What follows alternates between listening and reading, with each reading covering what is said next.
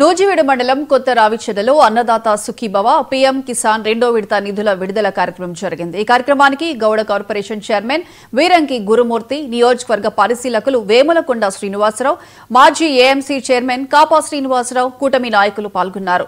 నూజివీడు నియోజకవర్గం పరిధిలో 35,529 మంది రైతులకు 23.39 కోట్ల రూపాయలు ఖాతాలో జమ చేసినట్లు వెంకట గురుమూర్తి చెప్పారు. వైసీపీ హయాంలో రైతులకు ఎగ్గొట్టిన 1,674 కోట్ల రూపాయలను కూటమి ప్రభుత్వం చెల్లించింది. రైతు సంక్షేమమే ధ్యేయంగా చంద్రబాబు పాలన సాగుతోందని గురుమూర్తి చెప్పారు. వైసీపీ ప్రభుత్వం ఉపాధి హామీ పథకంలో 1000 కిలోమీటర్ల రోడ్డు వేస్తే కూటమి ప్రభుత్వం అధికారంలోకి వచ్చాక 5,000 కిలోమీటర్ల రోడ్డు వేసినట్లు వీరంకి వెంకట గురుమూర్తి చెప్పారు. ప్రభుత్వం రైతు శ్రేయస్సు కోరేటువంటి ప్రభుత్వం. ఎందుకంటే గత 5 సంవత్సరాల్లో మరి జగన్మోహన్ రెడ్డి ప్రభుత్వంలో ఆ రోజున ఆయన ఆడిన మాట తప్పాడు.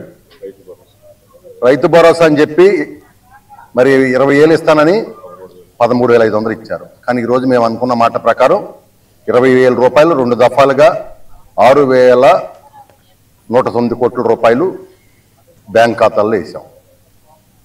అంతేకాకుండా ఇవాళ ఈ ప్రాంతంలో మామిడి రైతుల కోసం గతంలో 260 కోట్ల రూపాయలు ఇచ్చి ధరల స్థిరీకరణ కింద ఆదుకున్నాం.